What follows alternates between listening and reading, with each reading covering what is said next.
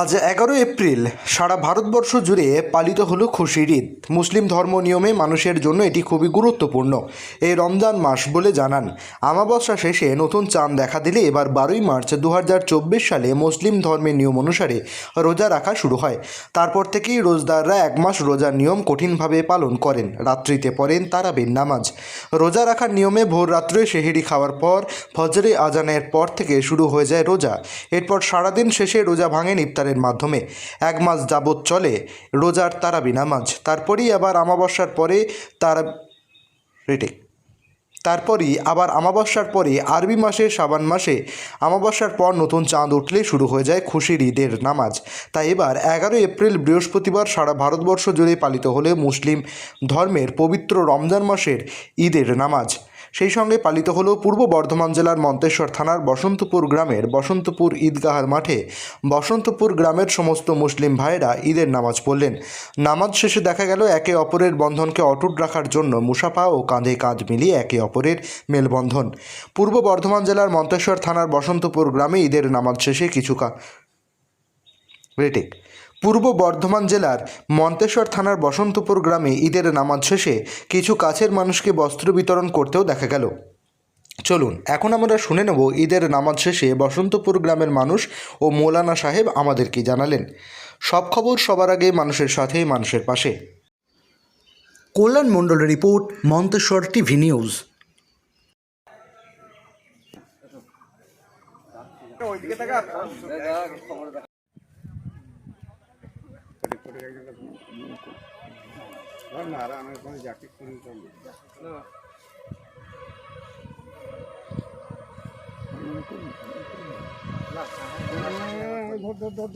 যাকে ধরবি ধর রে বাবা।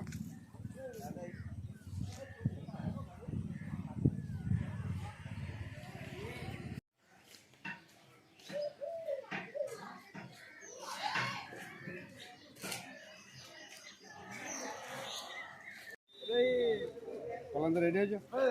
হ্যাঁ,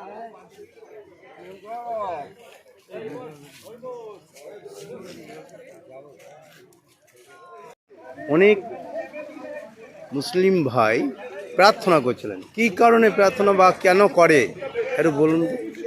মূল প্রার্থনা সেটা হলো এই 1 মাস কঠোর কৃচ্ছ সাধনা, অর্থাৎ রমজান ব্রত পালন করার পরে যে খুশি, সেই খুশিতে নামাজ পড়া, মানে ঈশ্বরের খুশিটাকে ঈশ্বরকে জানানো, এটা হচ্ছে ঈদের নামাজ।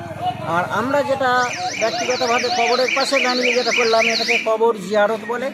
অর্থাৎ আমাদের যে সমস্ত মাতা পিতা আত্মীয় স্বজন গ্রামের প্রতিবেশী যারা মারা গেছেন, আমাদের ছেড়ে চলে গেছেন, তাদের শান্তির উদ্দেশ্যে ঈশ্বরের কাছে প্রার্থনা করা হয়। এই যে ঈদ মোবারক, এই চাঁদ দেখার কারণটা কি এবং কেন দেখেন? আমরা রমজান ব্রত পালন করি রমজানের চাঁদ দেখে, এবং রমজান ব্রত শেষ করা হয় পরবর্তী মাসের, অর্থাৎ শাওয়াল মাসের চাঁদ দেখে। সেই জন্য আমাদের চাঁদ দেখার পরেই ঈদ উৎসব উদযাপন করা হয়। আপনার নাম পরিচয়? আগে আমার নাম শেখ জামির আলী, আমি বসন্তপুরের স্থায়ী বাসিন্দা। আমি পেশায় একজন প্রাথমিক শিক্ষক। Thank you. আজকে আপনাদের কি কর্মসূচি চলছে? আজ কর্মসূচি বলতে আজ দীর্ঘ 30টা দিন আমরা রোজা রেখেছিলাম, আল্লাহর হুকুম, ফরজ হুকুম। সে রোজা শেষ হওয়ার পর আল্লাহ রাব্বুল আলামিন আমাদেরকে দুটো খুশির দিনে, তার মধ্যে হলো একটা ঈদের দিন। আজকে সেই খুশির দিন এবং ঈদের দিন। আমাদের কর্মসূচি ছিল আমরা আজকে একে অপরের সঙ্গে খুশি বন্টন করে নেবো, খুশি ভাগ করে নেবো, একে অপরের সঙ্গে আনন্দে মেতে উঠবো।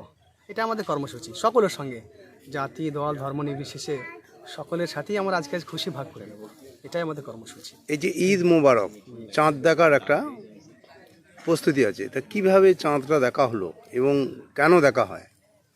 চাঁদ এই জন্য দেখা হয় যে আল্লাহ রাব্বুল আলামিন 30টা দিন রোজা ফরজ করছেন, তারপর তো আর 30টার পর রোজা হবে না, এবং সেই রোজাটা শেষ যে আজকে পূর্ণ হলো, সেই জন্য সেই চাঁদ দেখে আমাদের রোজা পূর্ণ হয়। তো ওই জন্য চাঁদ আমরা দেখা হয়। গতকালকে আমরা চাঁদ দেখেছিলাম, আমাদের রোজার টাইম শেষ হয়ে গেছে। আজকে অন্য একটা আরবি মাস শুরু হয়েছে, আজকে সেই খুশির দিন আর বদলার দিন। যে কষ্ট করে একটা মাস রোজা রেখেছিলাম, আল্লাহ রাব্বুল আলামিন আজকে ওই দিনকে আজকে বদলা দেন, পুরস্কার।